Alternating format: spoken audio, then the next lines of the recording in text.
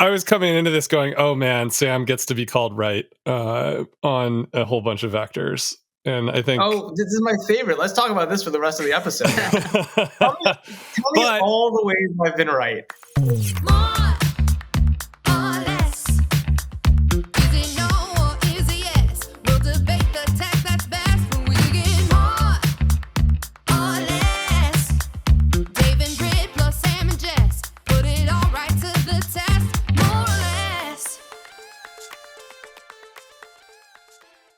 Hey guys, welcome to More or Less this week. Coming to you from my iPhone because I can't figure out my home Wi-Fi. How's the Wi-Fi in the pool house? And apparently my desktop has just stopped logging in to Riverside. So we have some Riverside issues we're going to have to figure out. I upgraded Chrome and it will not log me in. So just to be clear, the lessons have less good audio this week and less good tech. And the less Morans, good technology.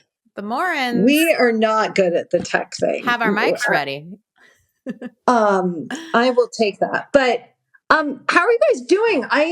There's been a lot of activity this week, just happening in the world. A lot of concert going. You guys were at Seinfeld and John Mayer. Did I get that right? And you guys were at Seinfeld, right? We were. It was hilarious. We also, that night you were at Seinfeld, we went to the Warren Miller film premiere for anyone who likes skiing. That was happening. I feel like Warren Miller is not what it once was. What? Sam, what a heretic.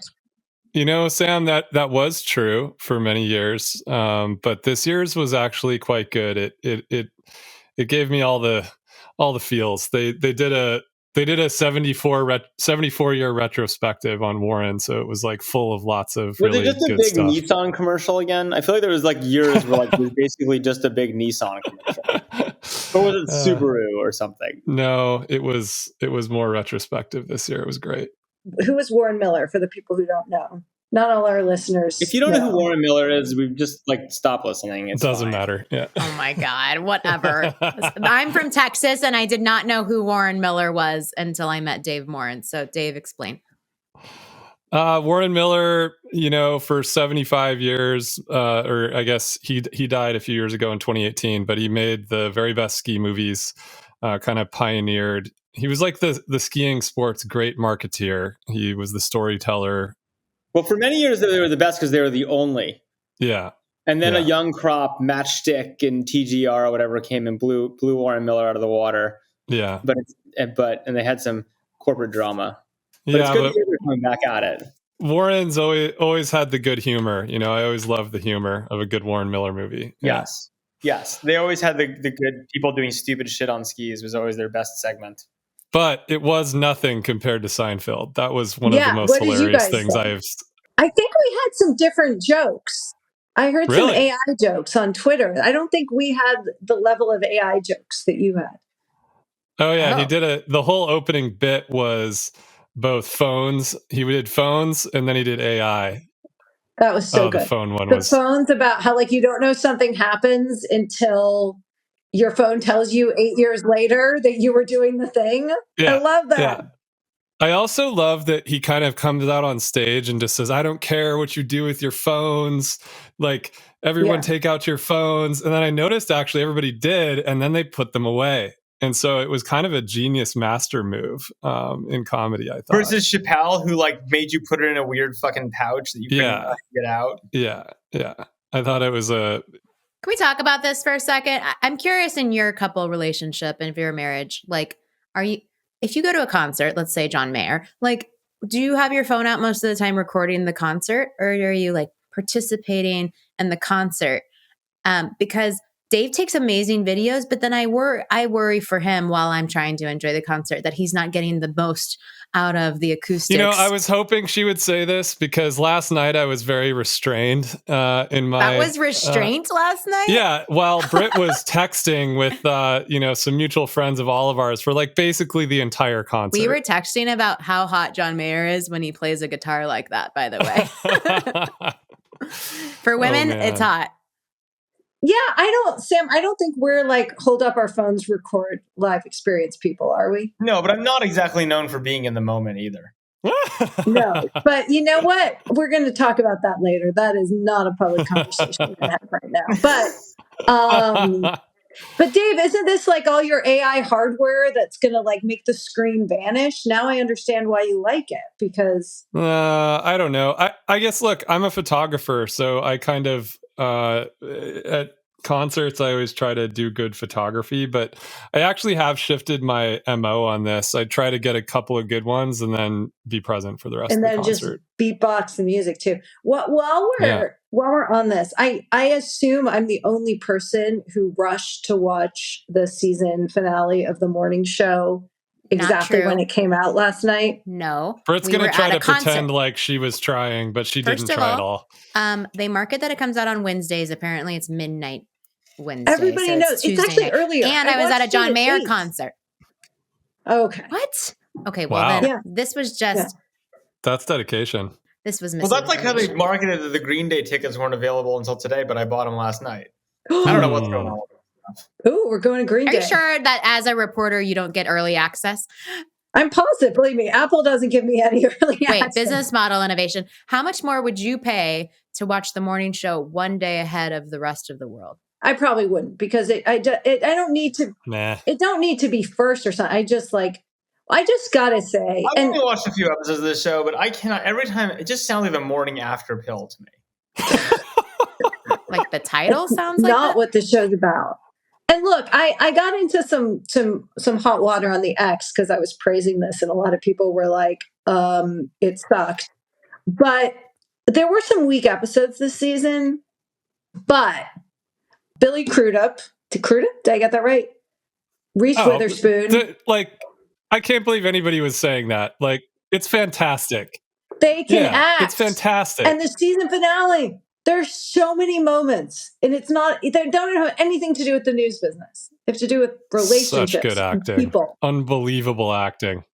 This is a pass for me. This scene is and the reason I could watch this without Sam is because I have COVID and he does not. Hence my sultry voice and why I watch the morning show, because Sam is not into this. But the acting is just so good, and just major props. You just like John Hamm. Jess, I agree. John Hamm is fabulous. I just have Sam, turns out you're less morning show, I understand. Sam, I initially thought John Hamm may not be good in this role, but I think he really delivered. Just crushes it. And he's playing, I suppose we should talk about technology. I suppose we should. John Hamm is playing the Elon Musk rocket maker of the episode. His company Hyperion is supposed to be SpaceX. So, although he seems more Bezos to me. No, he's definitely Elon. No. I mean, he's Elon with a little bit of Bezos. Yeah, he seems like a hybrid to me. This is not. I saw like 1 minute of this show this season, walking by Jessica watching it, and John Hamm was like making an omelet the morning after they had sex, I guess. And like, what? Like, Elon Musk does not make omelets for his significant others.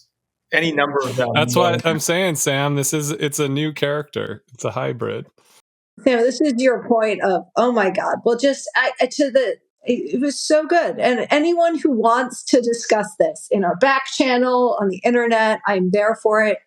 I'm looking for people. This is like the entire back channel for days has been about Hamas, and somehow we're going to get it from that to the morning after. Hey, we need a way to get the women to speak up, Sam. I couldn't find a bridge. So I left There's no bridge. But that's why I need you guys. I actually think you should drop into our back channel. Complete non sequiturs, like intense political conversations. Like, hey guys, John Hamm morning after peptides. Let's see how that goes. I don't know if he's on peptides or not, but it's working for him. And Jennifer Aniston, who hasn't aged a day since Rachel on Friends. That was you. You told me that she had a great ass in it. She keeps showing her ass. I did say that, yeah. She's been naked a few times, yeah. I will agree. She is just like rocking. And Reese, the whole thing. And like, you go, Corey fucking Ellison, right? That's the line. Everyone, just hold that in your head as you watch this. I'm never going to watch this.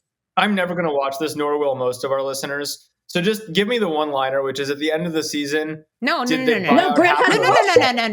We are not doing a spoiler, Sam. I'm sorry. I'll go to the pool house after this and give it to you. But it's just so good. Okay. What happened in the world of technology this week? What happened? We had OpenAI Developer Day. More interesting than I thought. I experienced OpenAI Developer Day, which I appreciated, by several people on Twitter saying, "Oh my God, Sam Lesson's right." And I didn't know what that meant, but I think I've pieced it together, and I always appreciate praise. I think the idea being that OpenAI has now swiped all these AI startups for sure, and being an AI startup is a bad idea, which has been my line for a while. Is that basically right? Yeah, I was coming into this going, oh man, Sam gets to be called right on a whole bunch of vectors. And I think, oh, this is my favorite. Let's talk about this for the rest of the episode. tell me all the ways I've been right. But I think that you also have to give OpenAI serious credit for being in just absolute beast mode right now. Like, this is one of, I think, the most impressive developer platform launches since maybe Facebook platform, if I do say so myself. And it's just unbelievable the amount of stuff they're putting out there. And while I think, Sam, your perspective has been broadly correct that, be careful which business you're getting into and which startups you're funding. I do think that another aspect of our conversation, which is the creator economy and how these new tools are going to be used by smaller entrepreneurs, micro entrepreneurs, is actually quite an interesting conversation. So can you riff on this with me, because I actually haven't paid as much attention to this. What are the big unlocks for small businesses that OpenAI announced? Can I go? Yeah. Okay.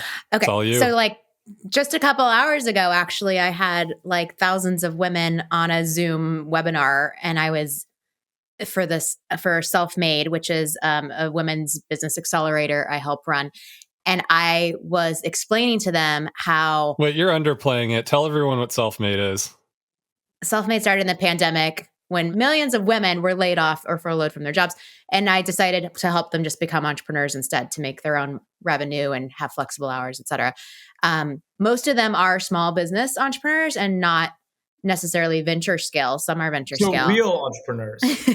Yeah. And I was Cash like, ladies, if I could reach through the screen, I would have, to shake them and be like, wake up. This is your moment. This is the time. Just yesterday, now there's GPT apps that you can create and bots and, all these different things. And, if you are first to the punch here, there's such an opportunity to start monetizing in so many new ways, and to not have to know how to build an app or something like that, and to have AI help you do things I thought what Sam demoed was really interesting, right? He took some lectures from his Y Combinator days, right? And he uploaded them, and then he made a Ask Sam bot, right? Which was ask a him, VC advice. You guys are out of a VC job. advice bot or something, right? And that's exactly what the world needs, is VC advice bot. Thank God. I know. That was what I was I'm just saying, he did it in a matter of a minute, right? And so it just blows your mind, impressive. The power totally that can impressive. exist. And how people can take advantage of it and monetize from it now. So what's the monetization plan? Is you buy these bots and then you talk to them? You get App Store revenue share. Basically, So you guys remember when we had Scott on the podcast and we talked about agents, right? And agents are going to be everywhere. You're going to have AIs to do this and AIs to do that. And I think, again, it's a compelling demo experience, version 1. But to be able to create a GPT and train it on literally, he opened his computer and dragged his lectures into it, right? I instantly thought, for some reason, onboarding. We have so many onboarding docs of the information, so many, what's an information story? What I've written about it in a million times. Our team has talked about it in a million ways. A basic thing. It's not going to replace having your onboarding session, but just a little GPT. So first of all, I love that they've managed to brand GPT as their thing. That's very clever of them. I know. I thought that was a little funny too. It's but that point aside, so do they get access to all these? I actually just haven't followed this. So the idea is, and I bet not all of our listeners have, you get to take all of your content, you chuck it into a bot that you instantiate, and then basically people can chat with that bot and they host it and you can charge for it. Is that basically? Yes. Okay. Do they get access to the content? Who owns the content? That's up to the creator. There are privacy controls over the content. You can set your own policies. Is there any reason that the creator would be incentivized to let OpenAI have access to the content? I guess it would be up to the creator, right? Like, do they think but is there any benefit to letting OpenAI having access to it? Or is I'm it not just sure. It's a great question because there's it's worth also debating? like the rev share is a little murky because like it's a cut of like I think that's a good question to look into, understanding like the subscription rev share a little bit. Obviously, there's also like I think is that like is it a subscription overall, or do I charge my own? Like, is it a bot that I'm selling and they get a cut, or is it like I get some It's like piece of the Apple App Store. It's like the App Store. Yeah, it's a bot that they're selling that both sides get a cut. Okay, interesting. And then there's also, Sam, enterprise customers can also deploy internal only GPTs. Yeah. So is it basically the story of instead of writing a book, because no one's going to read my fucking book anymore, instead I just basically dump my book into GPT and let the conversation No, because happen? it's push versus pull, right? Like if you want to push your book onto people versus like force people to ask questions that they don't know what to ask you about. You will like, definitely create a Sam GPT. I'm surprised you haven't. Of course Like, I will. I mean, I already have actually. yeah. But frankly, guys, I think we should create a more or less GPT. We can just dump all of our transcripts from previous episodes. But this here. is the thing. This is my question. Like, obviously, I'm actually curious in terms of how this will play out, because like I totally get this idea that like you take a book, for instance, like there's a talk to an author type thing. It's like you can read the book, which is the story I told you, or like you can just be like, hey, here's a corpus of stuff I've generated and now ask it questions. Yeah. I believe that's a thing, but it's not 100. Like it's same thing with like a knowledge base for how to use an app, right? If you said like, okay, like, you know, instead of your documentation, you know, O'Reilly style, it's like I'd rather have that in a Q&A-able thing. I get that. But it is an interesting form factor in terms of like how people will actually buy and interact with these things. It basically is just content with a different index into it. Yeah. I mean, Sam, I was thinking about this because I started messing around with, I started actually trying to write a therapy bot with content that I'm just, you know, aware of. And I started working through it. And really that's what I came to is that, oh, okay, now basically every author on earth can, you know, take their book content and put it into one of these bots and monetize it in another way. And it's yet to be seen how incrementally valuable that is on top of it should be interesting. It's like, Jess, I mean, you run a subscription business. Are you going to dump the entire information's archive into one of these things that people can ask questions of every article you've written? Sure, why not? Like, okay, so practically speaking, like, I'm actually curious. Is this like a very obvious use case for something like this? I would charge a lot of money for it. I'm going to make a Brit & Co bot too. But it's just like, it's easy. Like anyone who has content will just dump it in. The question is me, like, what's the distribution and why are you like, what's the value of it? Yeah, well, I think these are all excellent questions. I think that the use case of chatting with a bot is going to exist, but I don't know how mainstream it's going to be. And I have one big question now is like, what is the usage of Bard? ChatGPT, like, obviously, we know information's reported a lot about their revenues surging at OpenAI. I mean, people are paying for this stuff. Companies and small businesses are paying for it. But like, you know, I haven't seen the chat bot interface like go through the moon yet. But I do think I think it will gain more traction. Whether, you know, do I think it's how people are going to want to consume their news? No. But do I think, you know, for our $1,000 pro tier, like doing some of the, you know, it's a cool software product that some people get value out of. Absolutely. I mean, and what's so impressive, and again, it was a good demo, is they made it seem really easy and really easy to refine, right, with natural language. And so I think that's an interesting. I'm sure, again, I should watch it, and I'm sure it is a cool demo. And I just think it's like the fact that something's easy to make is not in and of itself make it a compelling product. Like, it's cool, right? Like, but I'm very curious, like, what the actual, like, are people going to pay more for like the book that instead of it being read to them, right, or they're reading it, that like they can just ask questions? Well, here's what I think. I mean, information subscribers are also subscribing to the information for like for knowledge, right? I mean, they're doing it to stay ahead, but we're a business publication, and people are like querying us to be like, have you written about this company and what's their latest revenue? As an example. Totally. I mean, basically being like the information search function already, we moved over to like using some GPT based stuff. And you're like, look, and this has always been like an obvious idea, which is like, you don't really want the results to be articles. You just want it to be answers in your search function. I think is completely fine, right? And like reasonable. I am curious the depth of use on that, right? And the form factor of it actually working, right? Also, there's like the product experience. Jess, again, I'm curious, like, how does it work? It's like, I totally get why you have a search function on your website or in your service. Obviously, going from search for a specific article result and then read the article is way shittier than just like the one box answer, right? If you have it in the archive. But my understanding is it an API based thing, or are they going to ask you to actually load like an app? Okay, it's an API, right? So you just dump it all in and you can pull it back. Yeah.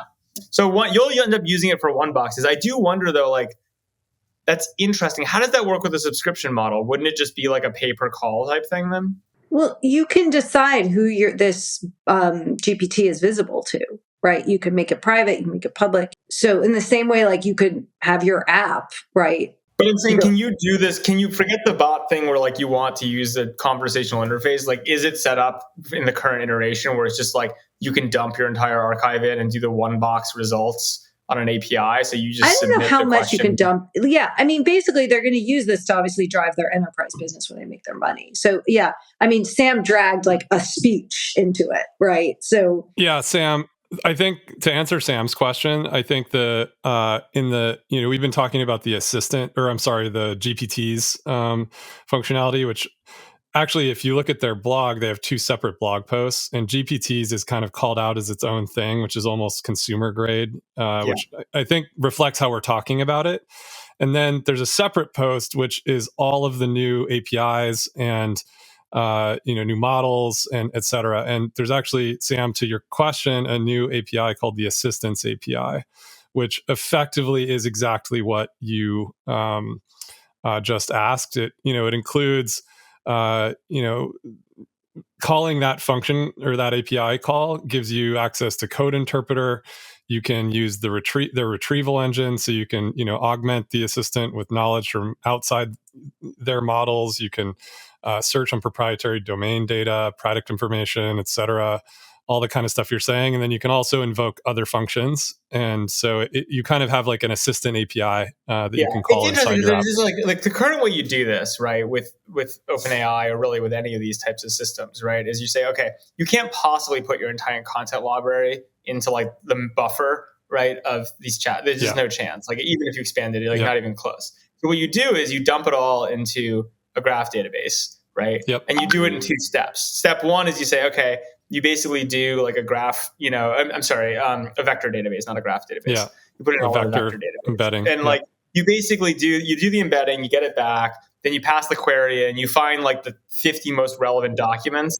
And then you basically take the 50 most relevant documents and you chuck them into like a GPT style thing, right? And like say, hey, summarize this 50. So you basically do like a crude search to get like the kind of right area you're looking in, and then you do a narrow one. It's obviously better if you don't have to deal with all that infrastructure. You'll be like, here's everything I know, like do all that shit for me. I am curious how it's actually working in the background, right? Like, is it just doing that? They just packaged it up in a way that like you as the developer don't have to think about basically doing those two steps, right? Or is there I think the answer is yes, Sam. And I think the other thing that they've done is they expanded the context window. So the context window is now 128K. But that's not to use your example, I mean, 128K is like 300 pages of text, right? Yeah, but that's not that much. Like 300 pages of text is great, like for the refined search, right? So like if you said, I like take just like the corpus of the information article, it's probably 10,000 articles, Jess? Ish. Sure, at least, yeah. Whatever it is, right? You can take that, you can say, okay, embed it all, do the vectorizing stuff, right? Like pull back for the 300 pages, the most relevant, 30 articles. So to step back for a sec, like, is this a kind of like App Store Cambrian moment for this stuff? Like, what do you think, Britt? I have two thoughts. One is that I think there continues to be not a meaningful venture play, but like a new job type, at least that will exist in this interim period, where like a lot of non-technical companies, I'm thinking of like all the recipe sites out there or something, right? Like they have technical teams, but like they need an AI interface person to figure out how to start piecing these things together. BuzzFeed did that and it didn't work, but okay, let's go back to that. No. I'm just saying, like, I think this like idea of a prompt engineer, or like not even like beyond prompt engineer, like an AI like vertical org and company is going to be important, especially because this is rapidly accelerating so quickly. Like you need someone at the information right now to maybe it's Sam to like tinker with all the stuff and get it working and understand how to use it. And I think like every organization should be asking themselves this question right now. And then the second thing is like, I keep thinking about like, how does this continue to create an existential threat to Google? Let's pretend that like Bard, doesn't work out as they want, and like GPT and OpenAI continue to excel and exceed, and maybe like 10 years from now the world looks very different. Like, how does this impact the private internet and public internet in different ways? If like our first search is actually through an OpenAI text box or voice chat versus a Google search box, like what are the downstream effects? As the former Googler, is a good time for a flash poll. Are you more or less Google? Because this is a big question. This is one of the most interesting questions in tech right now, I think.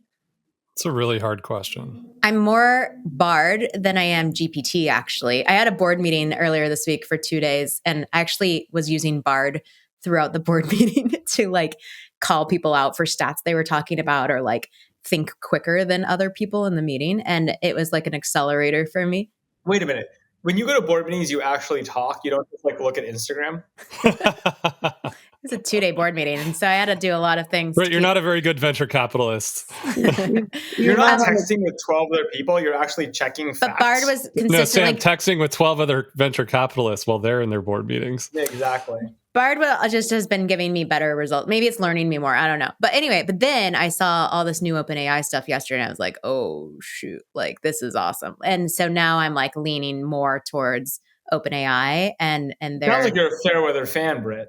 Well, but they have the best tech right now. To go back to Jess's question about the Cambrian, like, are we at a Cambrian moment? I think the other thing that's happening here is that the GPT-4 Turbo is 3x cheaper than GPT-4 per API call. It sounds like, which to me, the Cambrian moment question actually rests on the cost question, right? Yeah. I'm seeing this a lot in just companies that we're seeing come through the door and pitch us on various different, whatever they're building. Everybody's looking at using, these APIs in one way or the other. And at the end of the day, the types of use cases you can build for are highly constrained by the prices. And I think nobody's really talking about that brass tacks thing, which is that like this thing can only move as fast as the price goes down. And it's not actually moving down that quickly. And so it's getting cheaper. I mean, it's also just like you start with the highest value use case. It's funny. I'm looking at like the blog post. It's like, I don't know. I'm such a less on this. Like these seem like fart apps to me, right? Like the Laundry Buddy.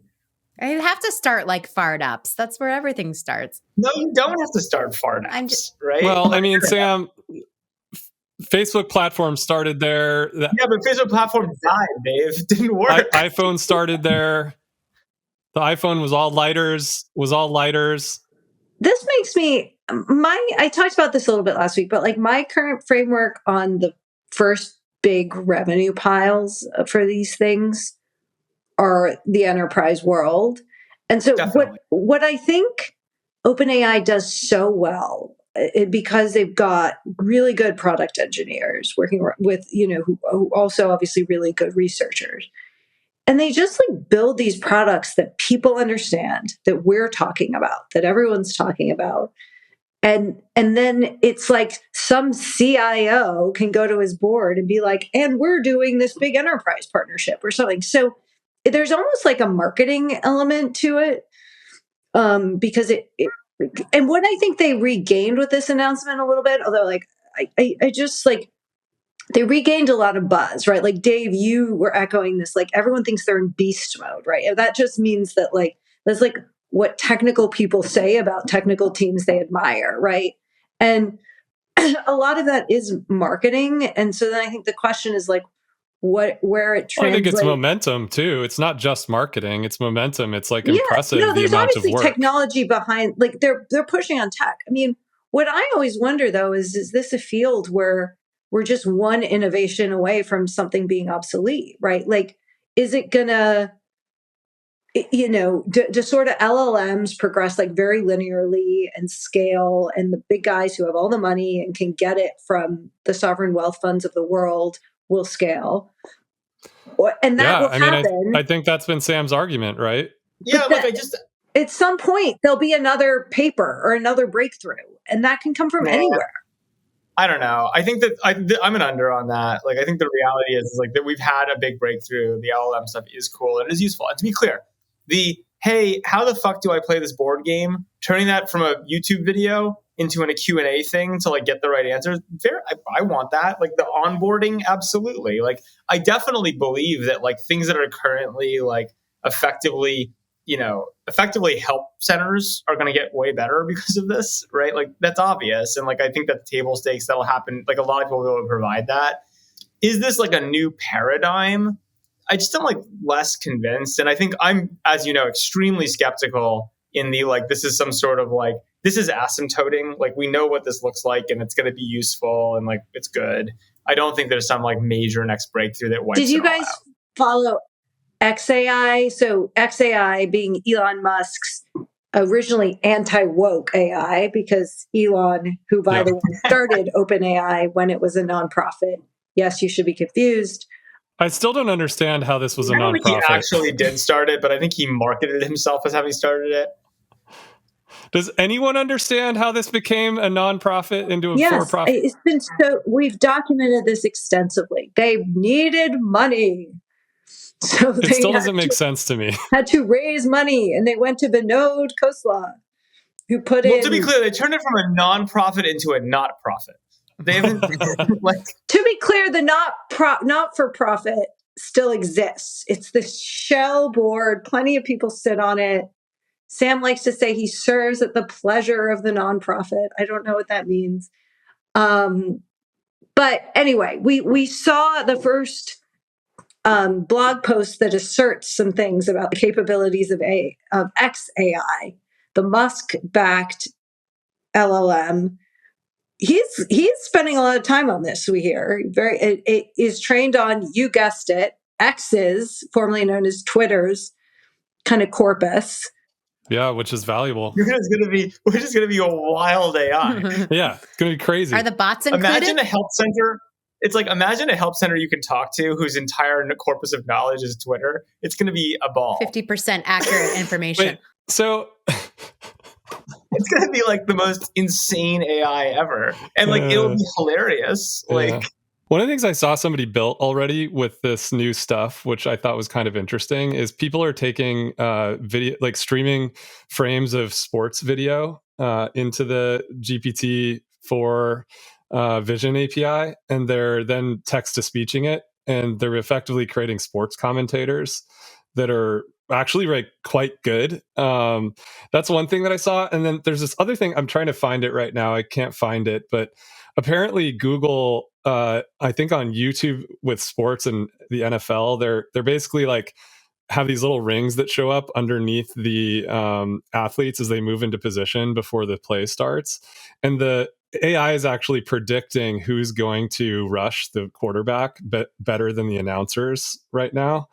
And that's kind of interesting. So here's an AI application that someone should for sure go make a ton of money on.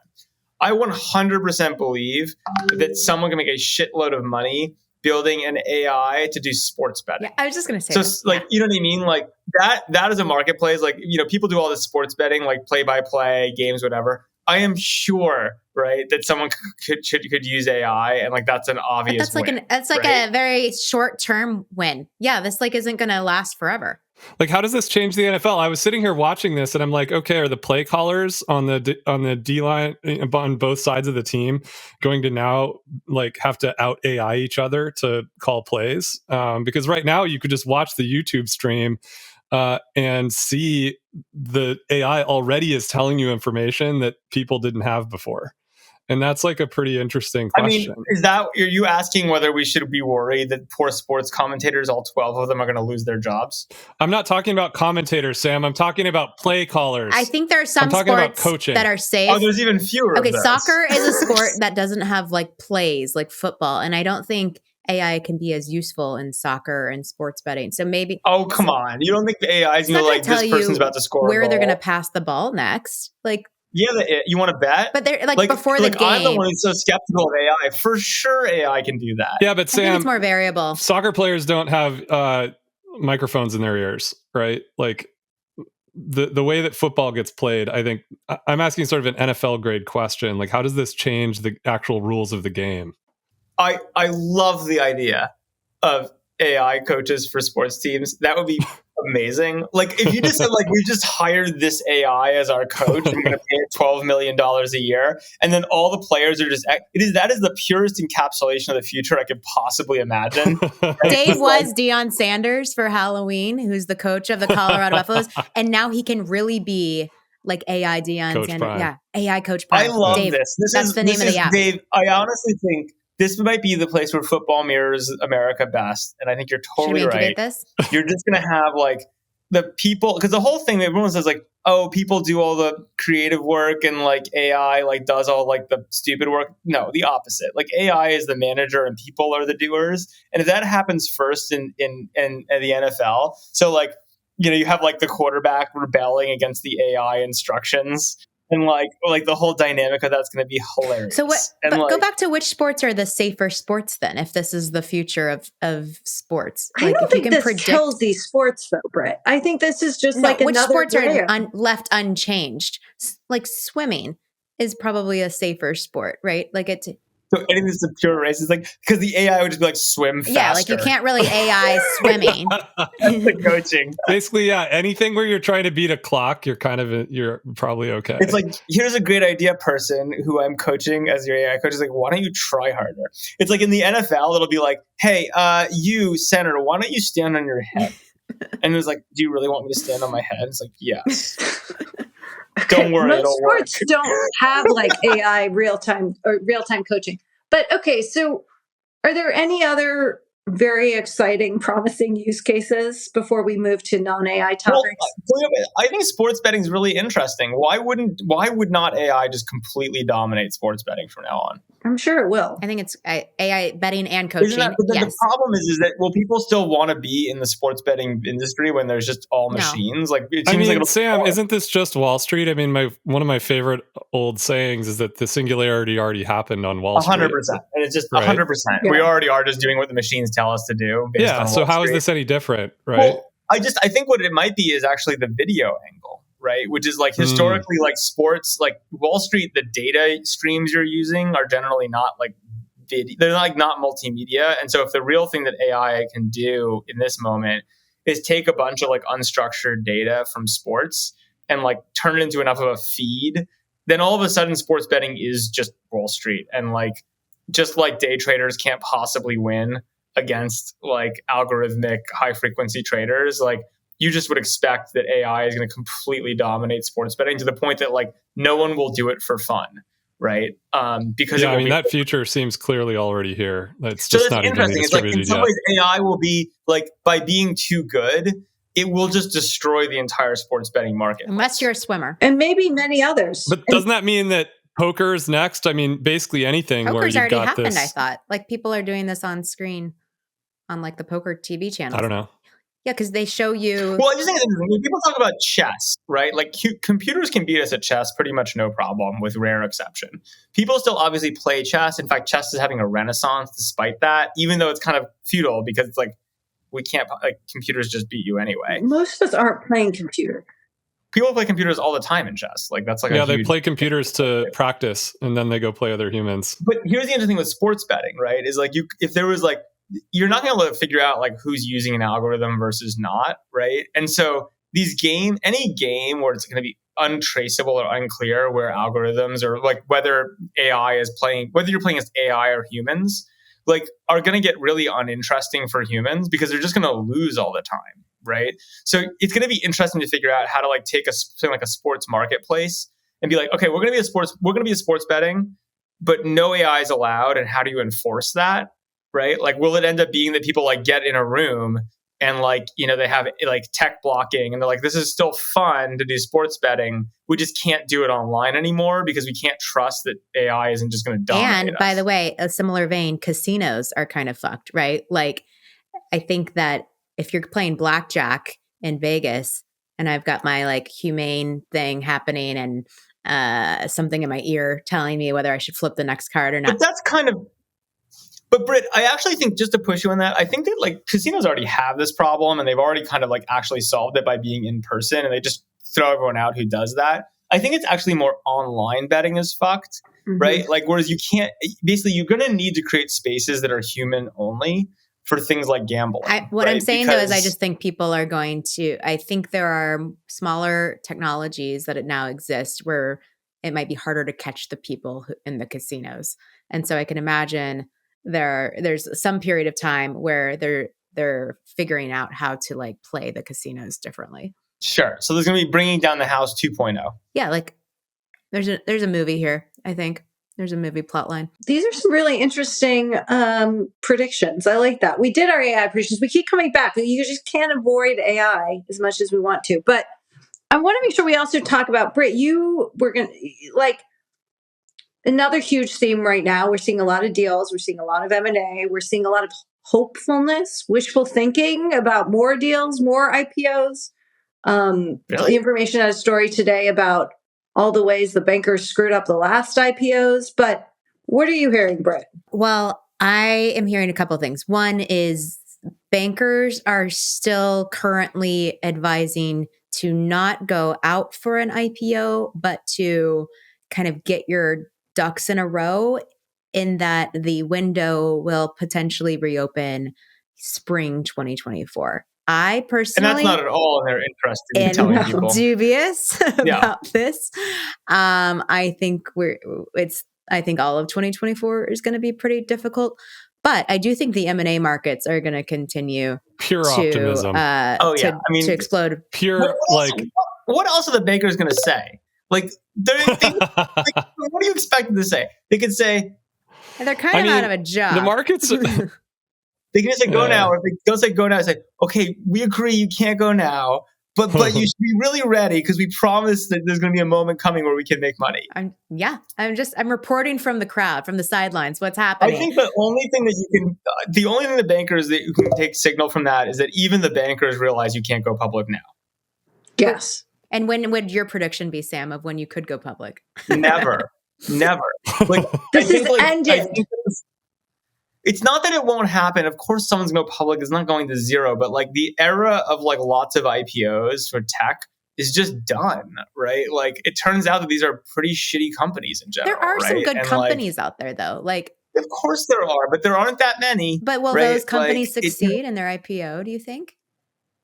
Not unless they're incredible, because everyone's so burned on these tech IPOs that they're not going to get the benefit of the doubt. And like, the bar for being a good company is way higher than it ever was before, because I can just buy more Microsoft and ride the AI wave that way. Yeah. I mean, you're right in a risk off market, right? Like, and the question is, when will we move back to risk on? But I think the thing to understand is, like, even in a risk on market where people are like willing to buy more equities, et cetera, there's in this moment, there's very little reason to buy subscale tech companies, because the benefits of AI, et cetera, are just going to accrue to the biggest companies. So like, if you want to go risk on, just buy more like long call options on Meta, buy more long call options on Microsoft. There's no upper bound to how big they, and they're clearly going to get all the value from it. So like, it just doesn't, like, I think this whole, I think we have to get over as an industry this idea that, like, you know, there's serious public market demand for $10 billion,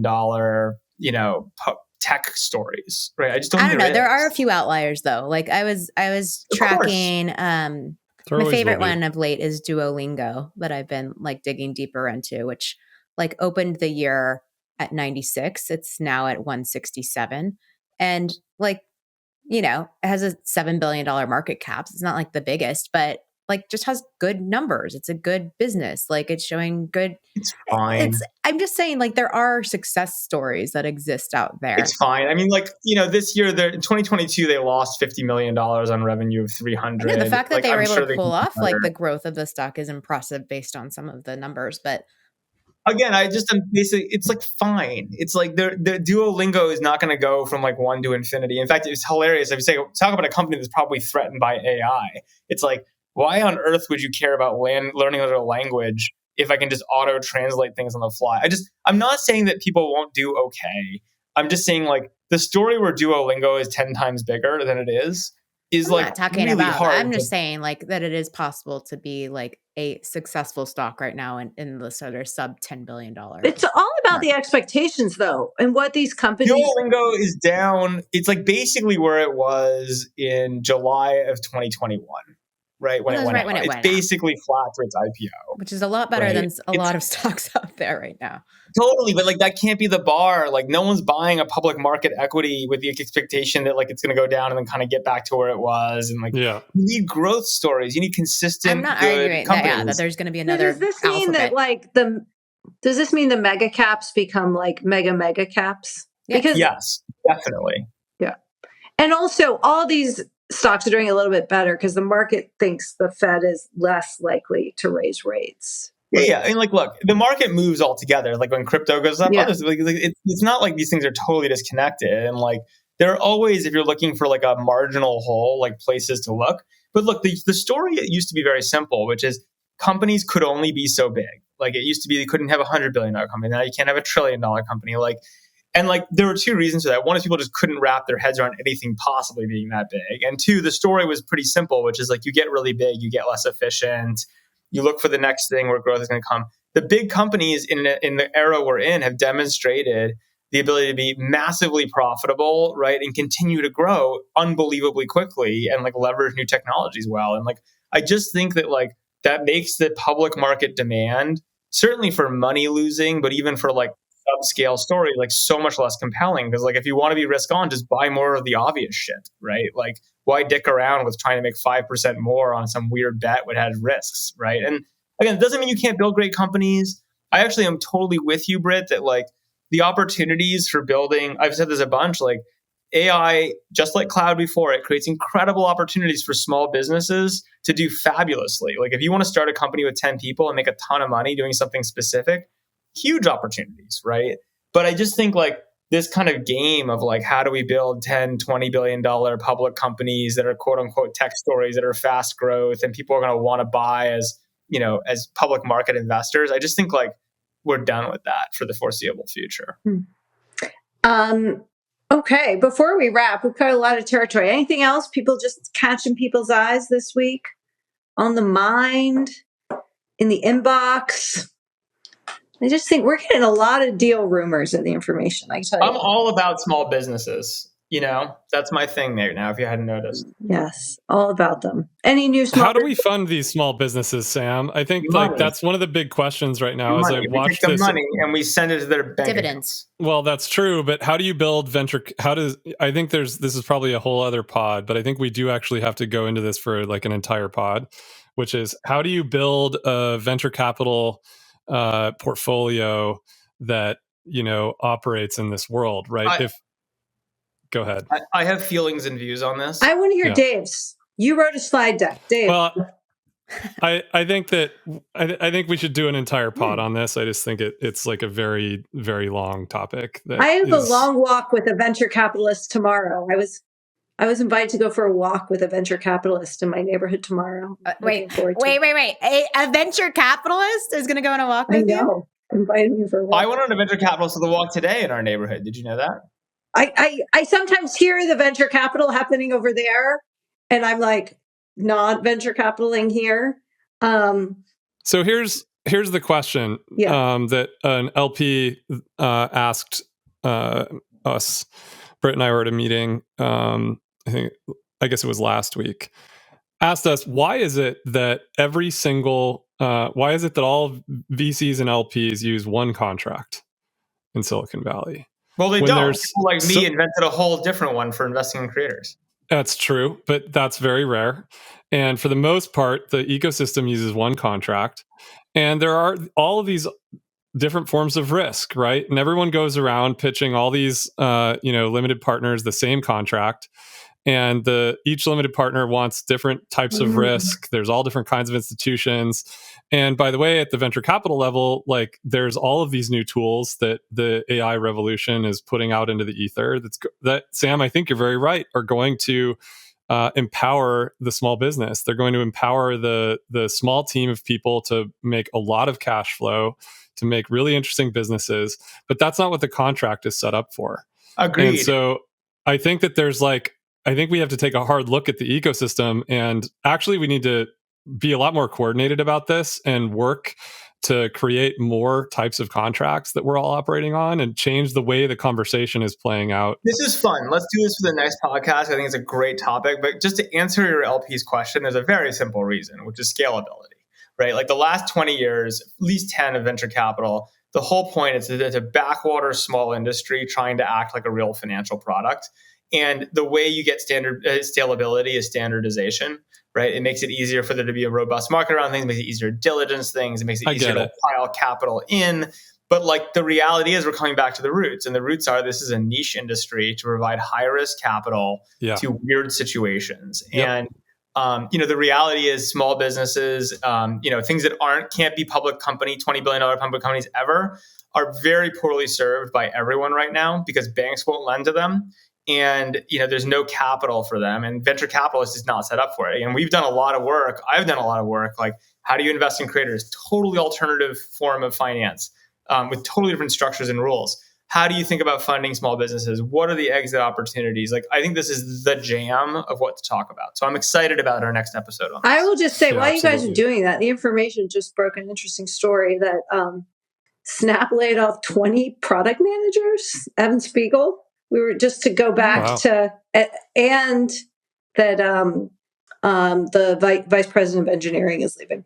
But I remember, maybe he liked our episode. I think he liked our founder episode, which is just like the founder flex. He wants to work on product. He wants to take their jobs. I mean, like firing 20 PMs is like pretty. Company will now. I have no idea. I have no idea how many product managers they have, but I'm almost certain it will now work faster and better. Oh my God. Okay. Well, RIP PM.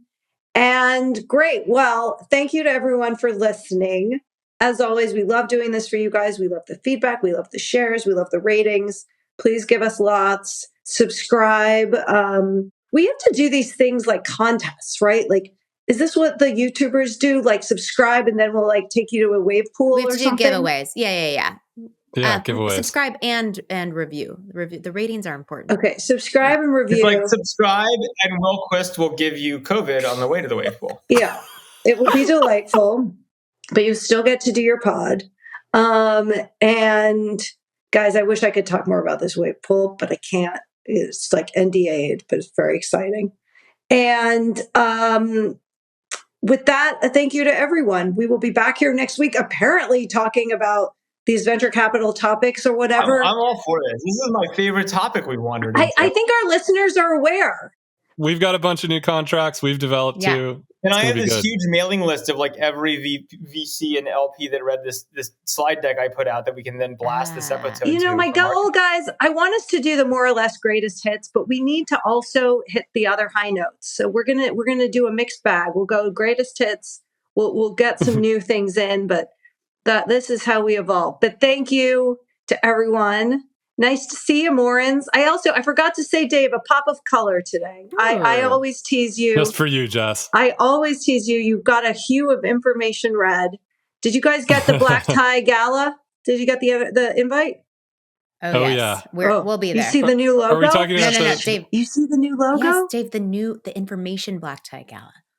Oh, there was another black tie gala that we went to, which we were sworn to secrecy about. We cannot talk about. I just want to show you guys got the invite. Hilarious. We did, and I hope the same thing happens at your black tie gala as what happened at this black tie gala, because I don't think so. Can we judge San Francisco by the how well San Francisco is coming back by the number of black tie galas per week we have to attend? I really debated making this one black tie, and I'm just going for it. I think it's good. It's good. It's a good era. We want it. Okay. It makes zero difference to men. Okay. Talk to you later. Farewell, friends. Bye. Go back to your Zooms. Bye. If you enjoyed this show, please leave us a virtual high five by rating it and reviewing it on Apple Podcasts, Spotify, YouTube, or wherever you get your podcast. Find more information about each episode in the show notes and follow us on social media by searching for @MoreOrLess, @DaveMorin, @Lesson, @JLesson, and as for me, I'm @Brit. See you guys next time.